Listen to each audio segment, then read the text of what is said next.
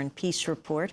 President Bush is back in Africa for the second and presumably final time during his presidency. He began a carefully selected 5-country tour of the continent Saturday.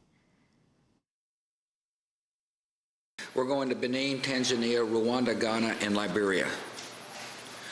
Each of these countries is blessed with natural beauty, vibrant culture, and an unmistakable spirit of energy and optimism.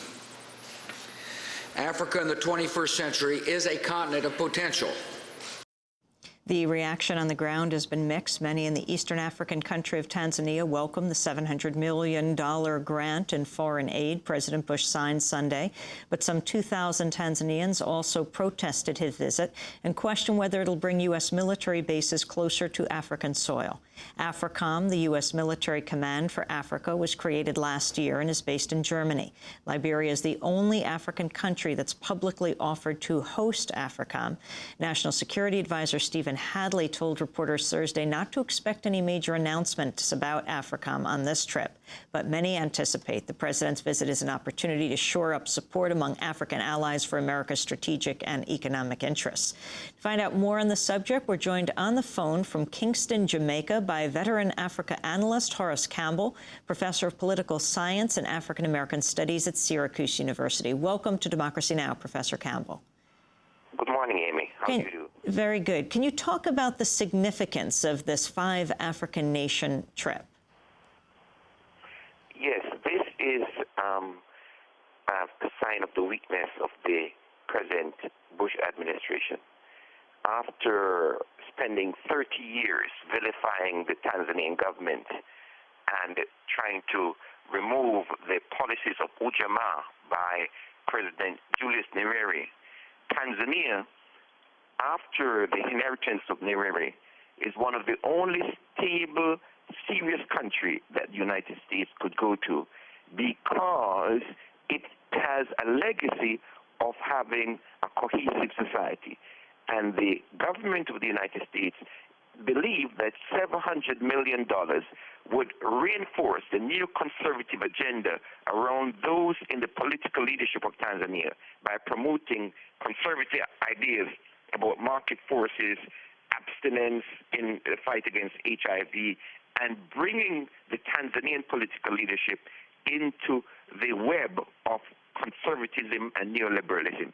And it's very significant that the major players that the United States consider to be their allies in Africa, such as Nigeria, South Africa, Angola, that the United States would not be welcome in these countries because the governments of these countries are very, very clear about the way in which this trip is tied to the militarization of Africa and the spread of the Africom. So the tacticians in the State Department want to undermine countries with progressive legacies, countries such as Tanzania, with a legacy of Julius Nyerere, countries such as Ghana, where there's still some legacy of Kwame Nkrumah. But the demonstrations in Tanzania on Friday showed that the African peoples are very aware that this administration of George Bush that is fighting an illegal war in Iraq and is supporting the occupation of Palestine, that African governments cannot support a conservative and neoliberal project that is being promoted in this trip. Africom, overall, explain its origins, Professor Campbell. Yes. Africom is called Africa Command.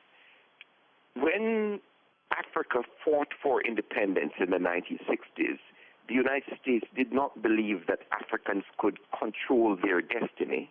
So the United States left their military efforts in Africa to the European countries. So most of Africa fell under what is called the European Command, based in Germany.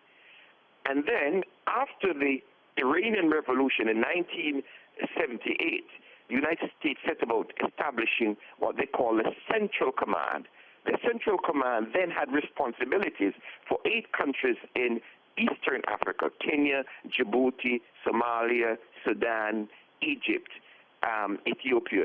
These countries were brought into Central Command, and it is from Central Command that the United States is launching its illegal and unjust war against the people of Iraq and the people of Afghanistan. As a result of the failures in Iraq, and because the projection of the United States is that Middle Eastern oil will become more problematic in the next 10 to 15 years, there's a major thrust to control African oil resources. So while in the past, African militarism by the United States was divided into three commands, that is the European Command for 40 countries, the Central Command for 8 countries, and the Pacific commands that involve Madagascar, the Seychelles, and Mauritius. Now the United States want to bring all of African countries under the Africa Command, except for Egypt, which would still be under the Central Command. And under this Africom, all agencies of the United States of America would be under the United States Department of Defense, so that whatever work is being done in Africa by the United States Agency for International Development, the United States Treasury, the United States Department of Agriculture, the United States Department of Commerce, all agencies, Peace Corps, university work will come under the U.S. military. In other words, this will be the new step for the militarization of the continent of Africa. And even more serious is the fact that behind us,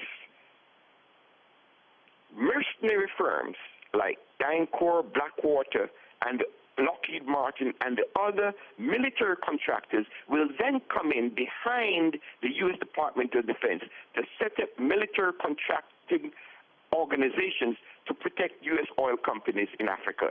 So the militarization of the African continent is something that those in the peace movement need to pay close attention to. We in the universities, we have to be very sensitive to this, because under the language training programs, the U.S. is now going to universities all around the United States of America to weave young students into language training programs for Africom. And it is very essential that universities and those who get grants from the government make very clear statements about their opposition to Africom and the way in which all other agencies are being brought under the Department of Defense.